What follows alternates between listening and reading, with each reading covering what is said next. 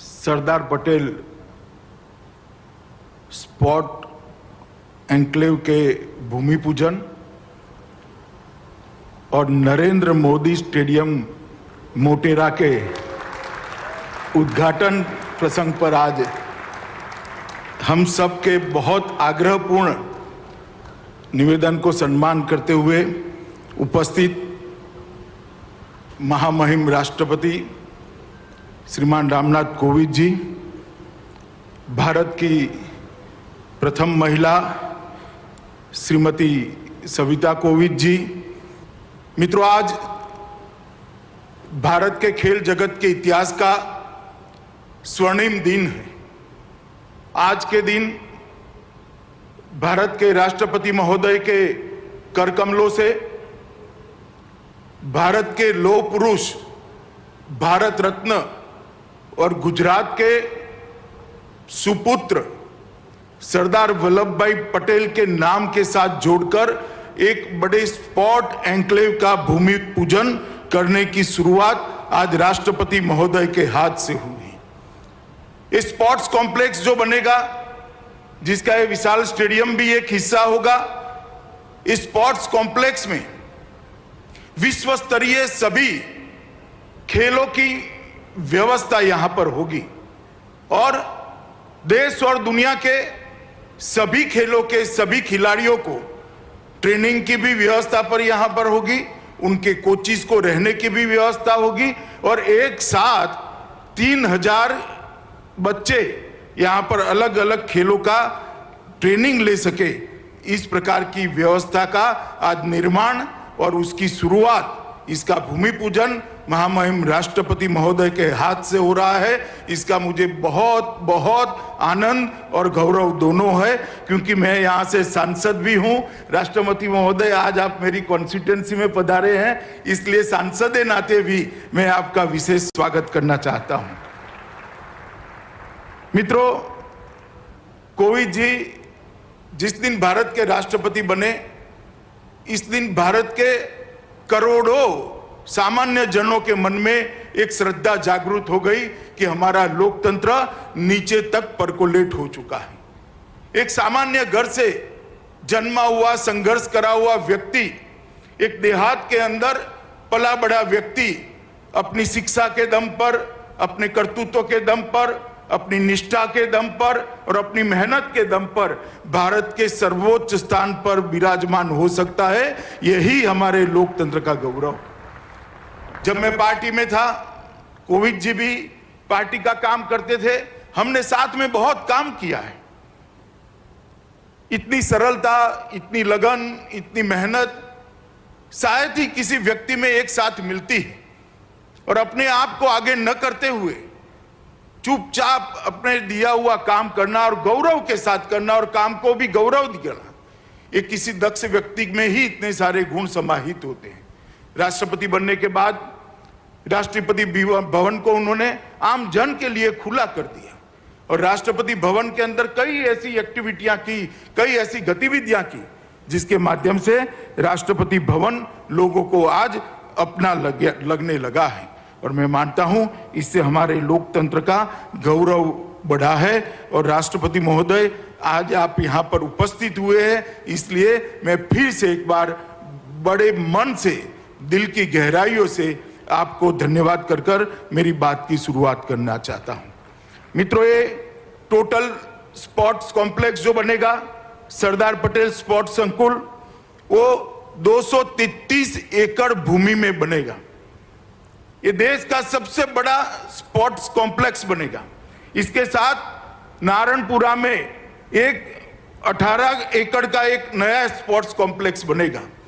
तो ये sports enclave, Sardar Patel sports enclave, Narendra Modi stadium और नारायणपुरा में बनने वाला स्पोर्ट्स कॉम्प्लेक्स, ये तीनों मिलाकर किसी भी अंतर्राष्ट्रीय स्पर्धा में खेलने वाले सभी खेलों को अंतर्राष्ट्रीय स्तर पर खेलने की पूरी व्यवस्था एक ही शहर में, एक ही जगह पे हो जाएगी। ये मुझे लगता है अहमदाबाद के लिए गौरव की बात है। मैं आज बताना चाहता हूं अहमदाबाद और देश के लोगों को कि तीनों चीजें मिलाकर सरदार पटेल स्पोर्ट्स एन्क्लेव जिसका हिस्सा नरेंद्र मोदी स्टेडियम और नारायणपुरा में बनने वाला एक स्पोर्ट्स कॉम्प्लेक्स, ये तीनों चीजों को अगर मिलाते हैं तो 233 एकड़ भूमि पर कोई भी अंतर्राष्ट्रीय खेल स्पर्धा करनी है, चाहे कॉमनवेल्थ गेम करने हो, चाहे एशियाड करना हो, चाहे ओलंपिक करना हो, अहमदाबाद 6 महीने के अंदर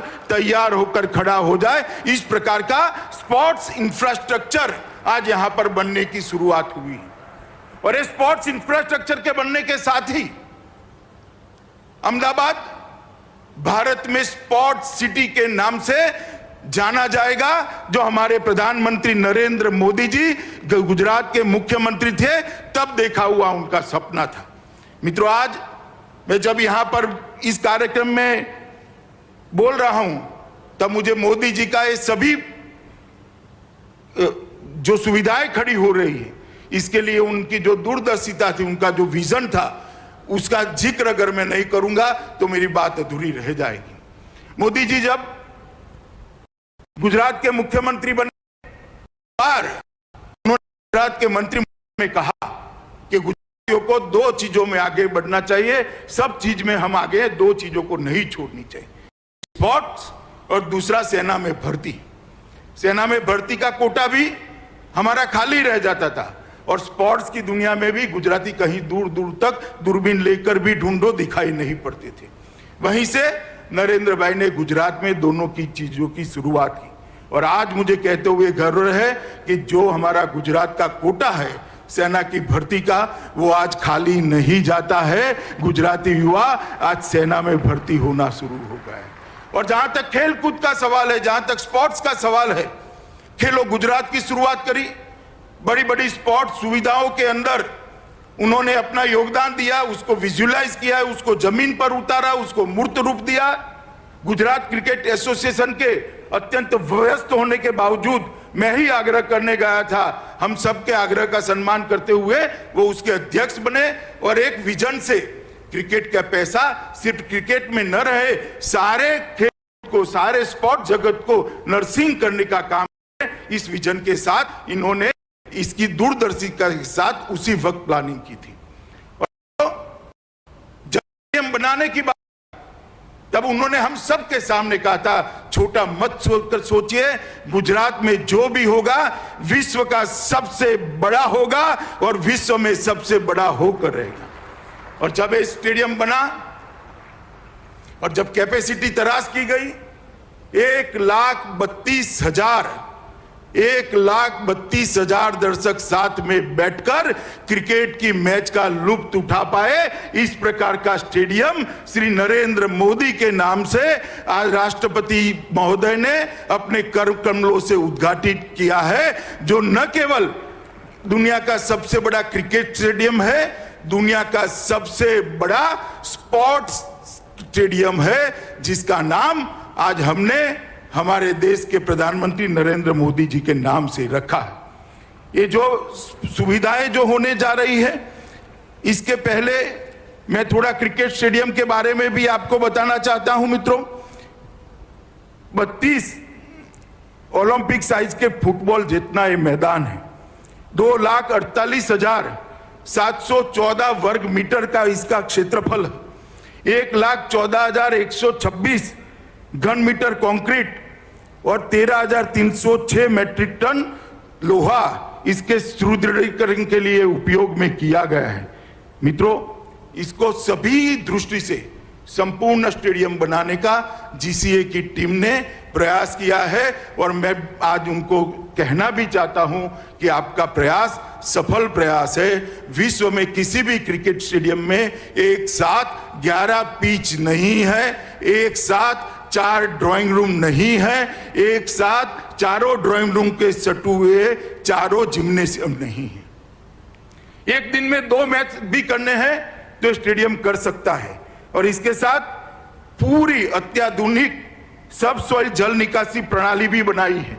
बारिश आती है तो कितनी भी बारिश हो, आधे घंटे में मैच डिस्टर्ब करे बगैर आगे का खेल बारिश रुकते ही हम शुरू कर सकते हैं, इस प्रकार का करा है। The field of play LED lights लगाए हैं, जिसके कारण खिलाड़ी की परछाई पिच पर नहीं पड़ेगी, खिलाड़ी की परछाई ग्राउंड पर नहीं पड़ेगी और क्रिकेट के खिलाड़ी अपना क्रिकेट बहुत अच्छे तरीके से खेल पाएंगे और जिसमें 40 से 50% बिजली की बचत भी होने वाली है।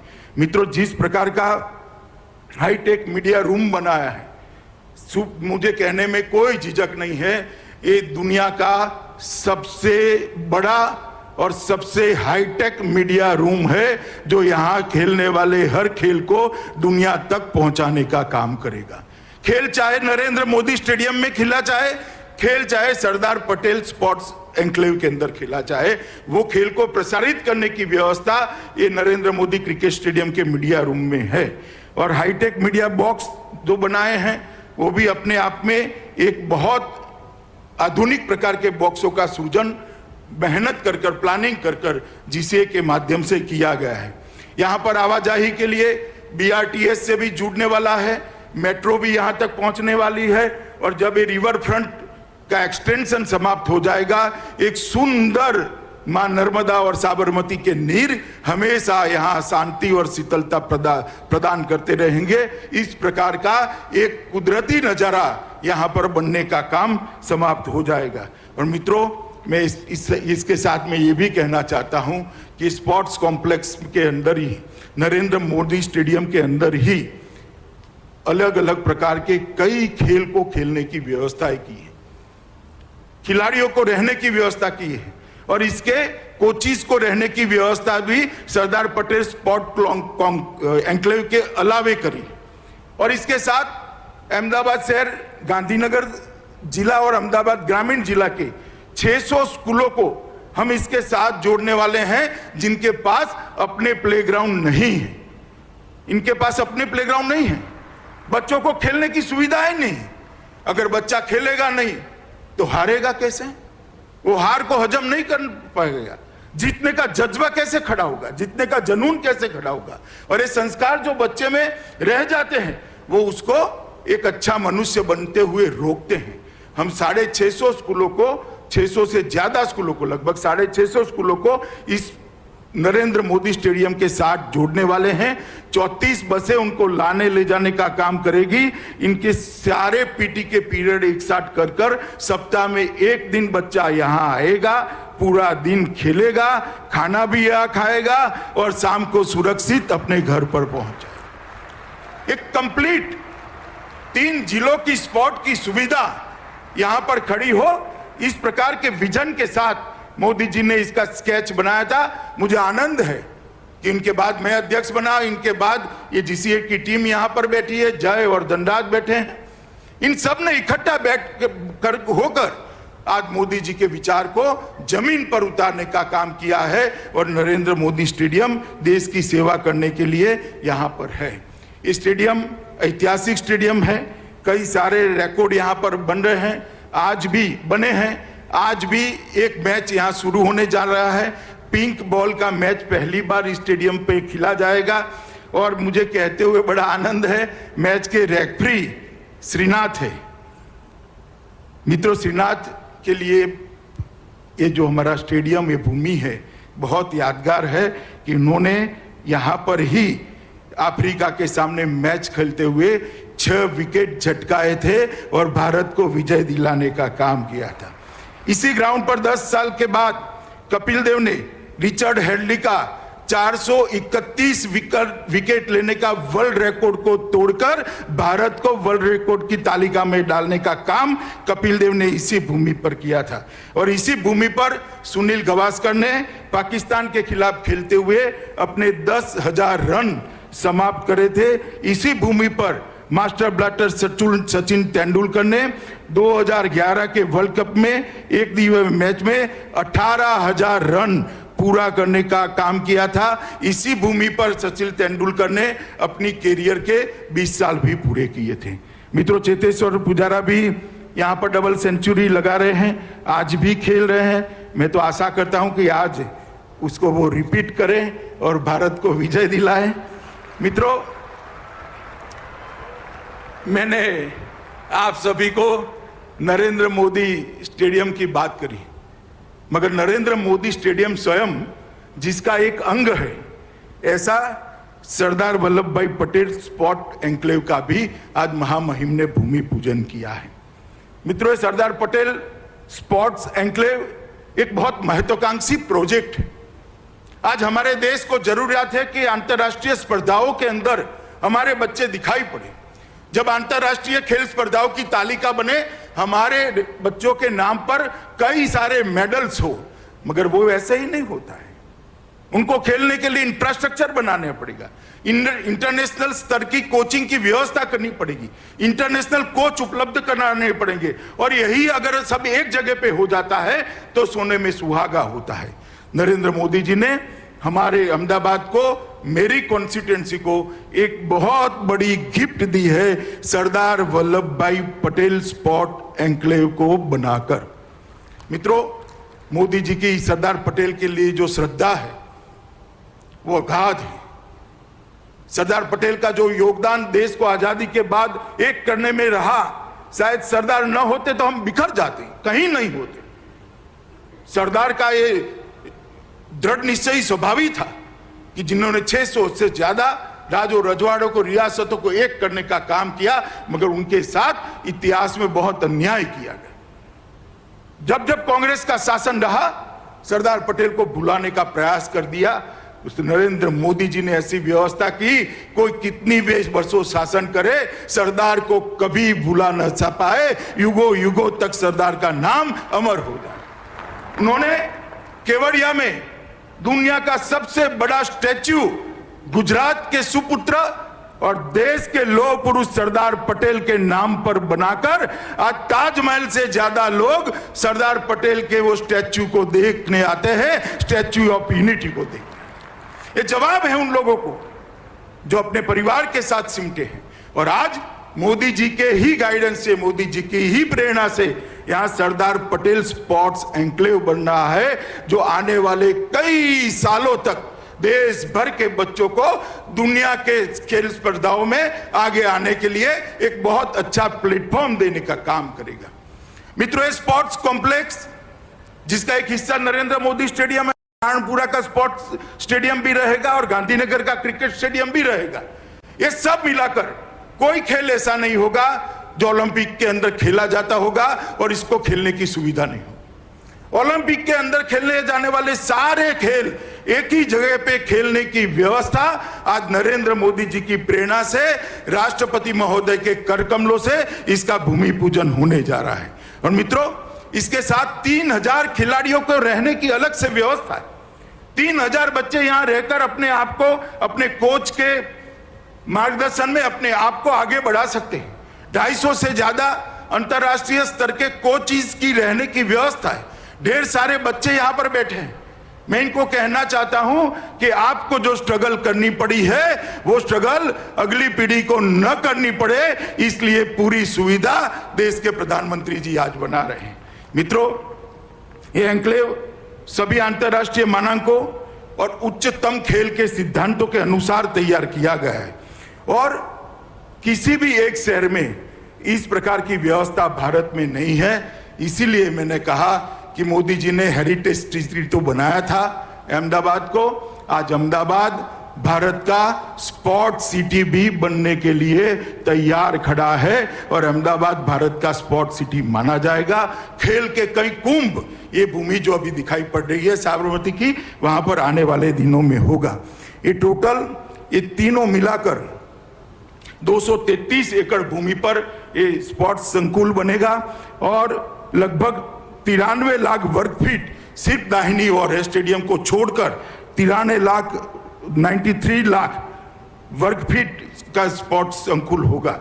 लगभग 4600 करोड़ रुपए की लागत आएगी, 3200 करोड़ रुपए का सरकारी निवेश होगा, 1400 करोड़ रुपया public partners public PPP model पर इसको ले जाएंगे। और गुजरात सरकार ने, नितिन जी यहाँ बैठे हैं, मैं उनका और विजय भाई का धन्यवाद करना चाहता हूं कि बहुत बड़ी भूमि भी यहाँ पर देने का काम गुजरात सरकार ने किया है। मित्रों, ट्रैक एंड फील्ड तथा फुटबॉल के लिए 50,000 लोगों की बैठने की क्षमता वाला एक एथलेटिक स्टेडियम यहाँ बनेगा। एकाधिक दर्शक खेल के लिए 12,000 लोगों की सुविधा वाला इंडोर स्टेडियम बनेगा, एक और इंडोर स्टेडियम बनेगा जिसके अंदर 15,000 लोग बैठ पाएंगे, और 15,000 लोगों की हॉकी स्टेडियम भी बनेगा।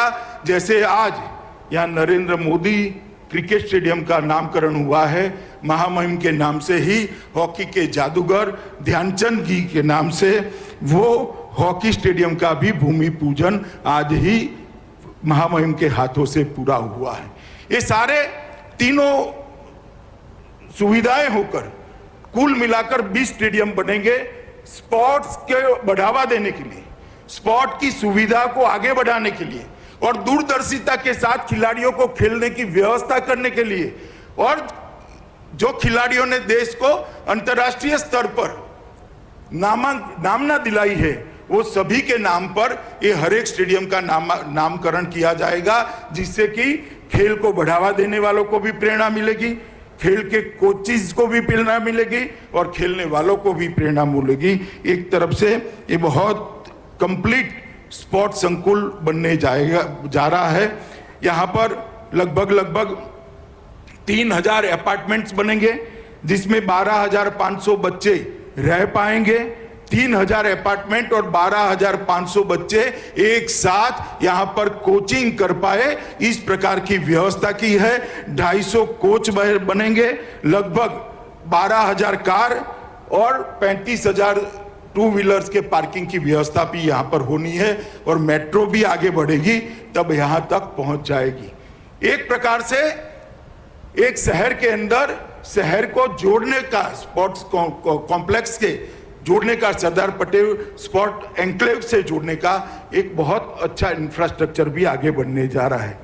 नारायणपुरा के अंदर लगभग 17 एकड़ से बड़ी जमीन के अंदर 77,000 चौरस मीटर के एरिया में 458 करोड़ के रुपए की लागत से एक दूसरा स्पोर्ट्स कॉम्प्लेक्स भी बनने जा रहा है, जिसका भी नामकरण होना बाकी है।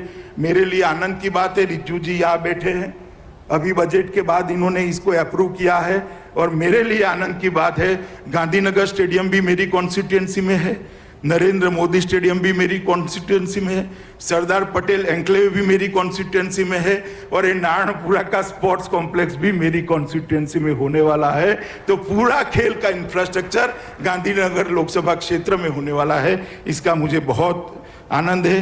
एथलेटिक स्टेडियम बिल्डिंग वहां पर एक बनने वाला है, जिसके अंदर अलग अलग प्रकार के 33 खेलों को खेला जाएगा। मल्टी स्पोर्ट्स स्टेडियम भी वहां पर बनने वाला है। टेनिस स्टेडियम बहुत बड़ा इंटरनेशनल स्टैंडर्ड का बनने वाला है।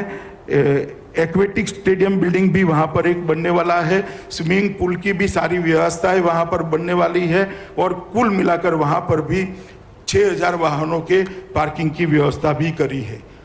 ये सारी सुविधाओं को विजुलाइज कर संकलित किया गया है, जिससे रिपीटेशन भी न हो, अंतर्राष्ट्रीय स्तर की भी बने, और जब कोई अंतर्राष्ट्रीय स्पर्धा के लिए अहमदाबाद शहर को और भारत को बिडिंग करना है, तब वो 50 किलोमीटर के दायरे में जो अंतर्राष्ट्रीय स्तर का मानांक माना गया है, ये सारी सुविधाएं 50 किलोमीटर के दायरे में भी होगी। इसकी ट्रांसपोर्टेशन की भी व्यवस्था होगी।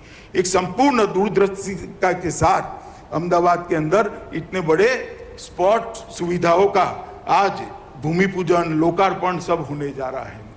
मैं आज इतना जरूर कहना चाहता हूं, मैं मोदी जी के साथ 2003 से काम कर रहा हूं, वैसे तो 2080 से काम कर रहा हूं, मगर मोदी जी मुख्यमंत्री बने और मैं उनकी मंत्रिमंडल का सदस्य था। वो वहां पर प्रधानमंत्री बने, मैं पार्टी का राष्ट्रीय अध्यक्ष बना। आज दूसरी बार वो प्रधानमंत्री बने, मैं उनकी मंत्रिमंडल में उनका साथी नाते काम करता हूं। मित्रों, उन्होंने हमेशा कहा है कि जब तक खेल में युवा आगे नहीं बढ़ सकता है, देश के लिए युवा कुछ नहीं कर सकता है। और इसलिए इन्होंने खेलो इंडिया की शुरुआत की, फिट इंडिया मूवमेंट को हाथ में लिया, और खेलो इंडिया की शुरुआत को 2018 में जो हुई, इतनी अच्छी सफलता मिली है, जिसके कारण अब आप कोई भी स्पर्धा हो, कॉमनवेल्थ की हो, एशियाड की हो, ओलंपिक की हो, तालिका के अंदर भारतीयों के नाम दिखाई पड़ रहे हैं। एक पारदर्शी चयन की प्रक्रिया बनाई, इनके कोचिंग की व्यवस्था करी, इनको उचित कैलोरी में, उचित मात्रा में आहार मिल पाए, इसके लिए दुनिया भर के एक्सपर्ट्स को भारत सरकार ने रखा, और एक बजट के अंदर मस्त मोटी बढ़ोतरी कर स्पोर्ट की सुविधाओं को बढ़ाने का काम करा और तहसील तक स्पोर्ट्स को नीचे तक तहसील तक परकोलेट करने के लिए उन्होंने बहुत पेन लेके आगे बढ़े हैं। और मैंने इस बात को बहुत नजदीक से देखा है।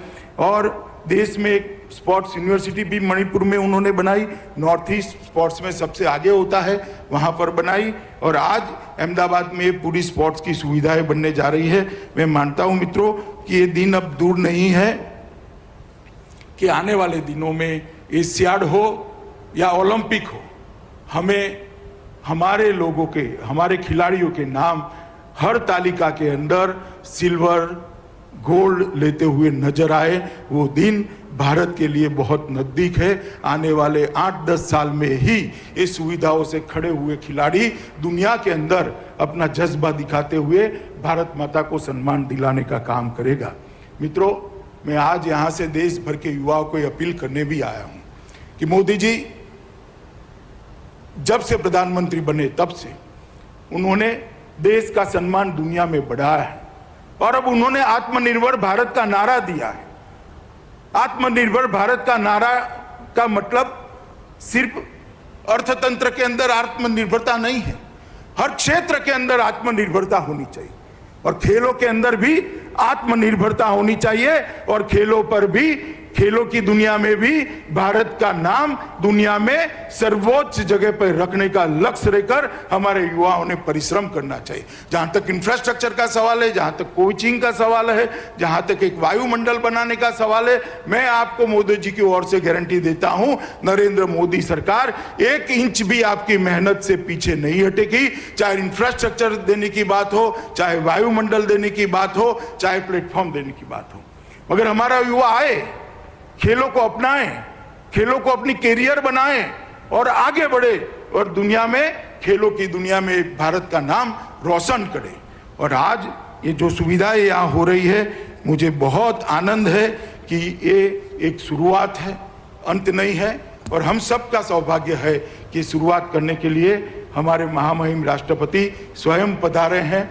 उनके प्रेरणा से, उनके करकमलों से आज जो यहाँ पर काम शुरू हो रहा है, ये निश्चित ही दुनिया में भारत को यश दिलाएगा, दुनिया में भारत को विजय दिलाएगा। और मोदी जी का जो आत्मनिर्भर भारत का सपना खेलों के क्षेत्र में भी हम पूरा करेंगे। मित्रों, फिर से एक बार अहमदाबाद के सभी लोगों को और देश भर के खिलाड़ियों और खेल प्रेमियों को सरदार पटेल स्पोर्ट्स एन्क्लेव और नरेंद्र मोदी स्टेडियम, जो विश्व का सबसे बड़ा स्टेडियम है, इसके लिए मैं हृदय पूर्वक की सबको शुभकामनाएं भी देता हूं और खिलाड़ियों को बहुत बहुत बधाई देता हूं। और जो 650 स्कूलों के बच्चे यहां खेलने आने वाले हैं, उनके माँ बाप, उनके अभिभावकों को भी मैं अपील करना चाहता हूं कि बच्चे को मैदान में खेलने दीजिएगा, मिट्टी के अंदर छोड़िएगा, तभी जाकर वो सफल नागरिक बन पाएंगे।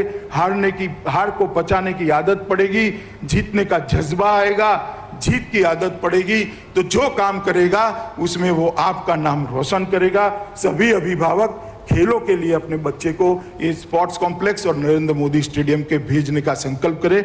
यही अभ्यर्थना के साथ मैं फिर से एक बार महामहिम को मेरी ओर से धन्यवाद करते हुए मेरी बात को समाप्त करता हूं। भारत माता की जय।